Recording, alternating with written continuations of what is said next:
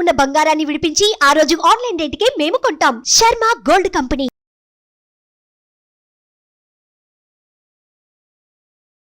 నమస్కారం, సుమన్ టీవీకి స్వాగతం.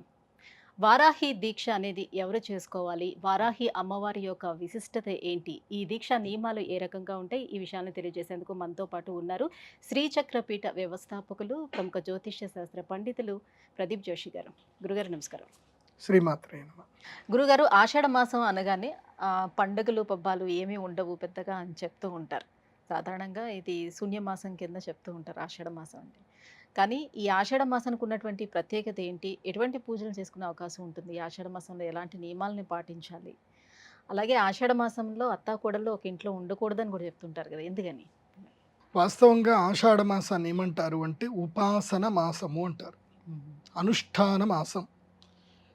మనము ఈ కాలమంతా కూడా ఏం చేస్తాము అంటే ఎప్పుడు చూడు డబ్బు సంపాదించాలి, అది చేయాలి, ఇది చేయాలని తిరుగుతామే తప్ప మనము ఈ యూనివర్సల్లో ఉండే ఎనర్జీని ఎట్లా గెయిన్ చేయాలనేది ఎవరికీ తెలియదు. డబ్బు సంపాదన కన్నా చాలా ముఖ్యమైనది శక్తి సంపాదన. శక్తిని సంపాదించుకోవాలి. ఇప్పుడు నేను అనుష్ఠాన పరంగా నేను చాలా సంవత్సరాల నుంచి ఎంతోమంది గొప్ప గొప్ప వాళ్ళని చూస్తున్నాను. నాకు ఎవ్వరు కూడా ఆషాఢ మాసంలో దొరకరు. మాకెవ్వరు కూడా గొప్ప గొప్ప విద్వాంసులు, పండితులు, ఉపాసన పరులు వాళ్ళు మాకెవరు ఆషాఢ మాసంలో కనబడరు. ఎక్కడికి వెళ్ళిపోతున్నారు చాలామందికి తెలియదు. వాళ్ళు అపాయింట్మెంట్లు కూడా ఇవ్వరు ఆషాఢ మాసం. చాలామంది ఆషాఢ మాసము నో అపాయింట్మెంట్స్, ఎవరిని కలిసేది లేదు. అందుకోసం పెళ్ళిళ్ళు ఉండవు, ముహూర్తాలు ఉండవు, ఏమీ ఉండవు. ఏం చేస్తారు ఆషాఢ మాసం అంటే అనుష్ఠానం చేసుకుంటారు. అంటే నీ వ్యక్తిగత జీవితానికి నీ యొక్క ఆత్మోద్ధారం కోసం చేయవలసిన కర్మలు ఏవైతే ఉంటుందో ఈ ఆషాఢ మాసంలో చేయాలి. ఆత్మోద్ధారం కోసం అంటే కేవలం నీ గురించి మాత్రమే ఆత్మోద్ధారం చేసుకోవాల్సిన ఇది ఆషాఢ మాసం. అందుకే ఆషాఢ మాసంలో పూర్వకాలంలో అందరూ కూడా బద్రీనాథ్, కేదార్నాథ్ వెళ్ళిపోయేవాడు. ఇప్పుడంటే ఆషాఢ మాసం ఎక్కడ అసలు పోదామంటే కూడా జాగలేకుండా అయిపోయింది ఇప్పుడు అంతా. ఎందుకోసం అంటే రహస్యం అందరికీ తెలిసిపోయింది. తీరా అక్కడ పోయి ఏం చేస్తున్నారంటే మ్యాగీలు తింటా కూర్చున్నారు. అక్కడిక్కడ తిరుగుతున్నారు, సెల్ఫీలు దిగుతున్నారు, మ్యాగీలు తింటున్నారు.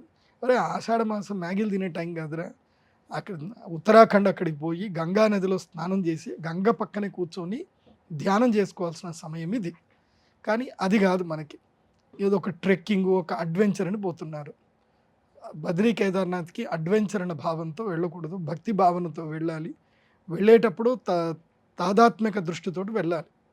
సరే, ఈ ఆషాఢ మాసము పురుషులు కానీ స్త్రీలు కానీ ఇద్దరు కూడా ఏంటంటే శరీర సాంగత్యం అనేది ఉండకూడదు. భార్యాభర్తలు ఇద్దరు కూడా కలవకూడదు.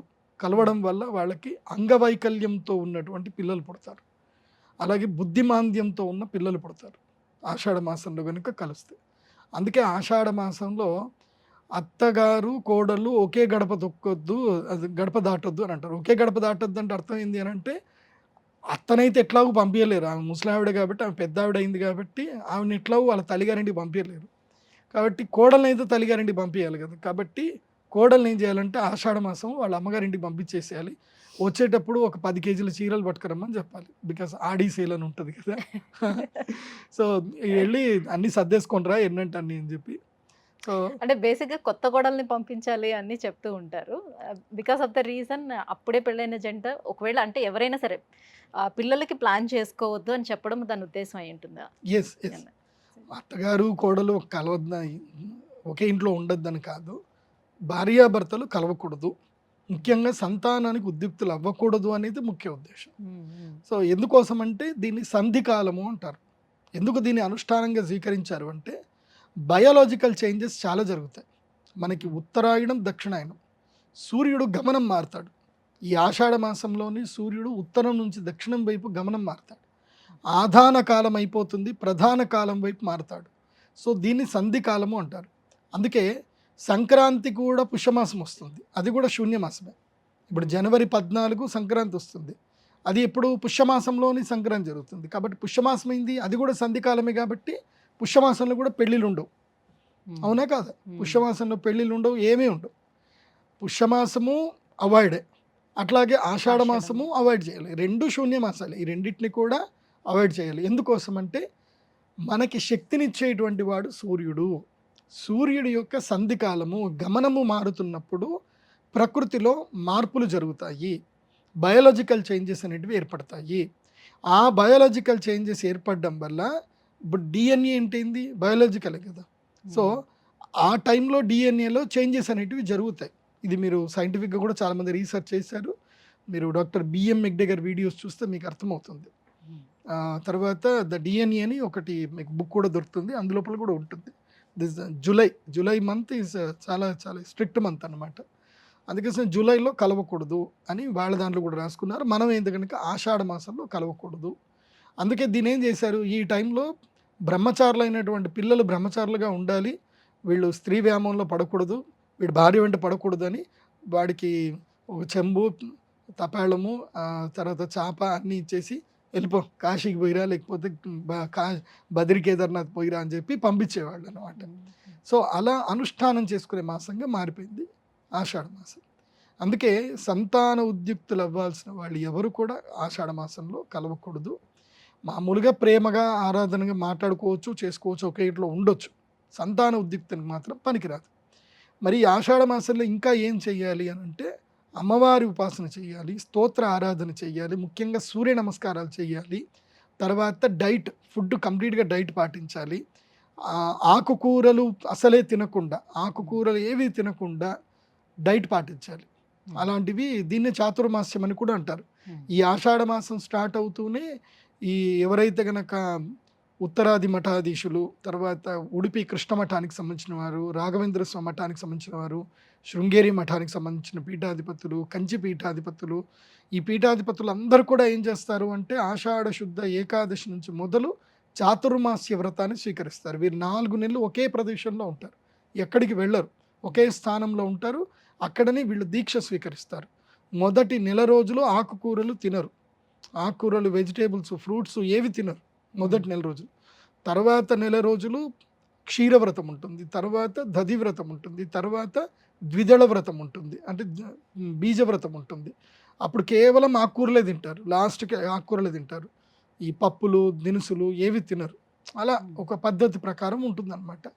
మన సనాతన ధర్మం ఏం చెప్తుందంటే మనిషి ప్రకృతికి తగ్గట్టుగా తన యొక్క ఆహార నియమాలు, ఆరోగ్య నియమాలు మార్చుకోమని చెప్తుంది. అలా ఉన్నప్పుడే ఆరోగ్యంగా ఉంటామని చెప్తుంది.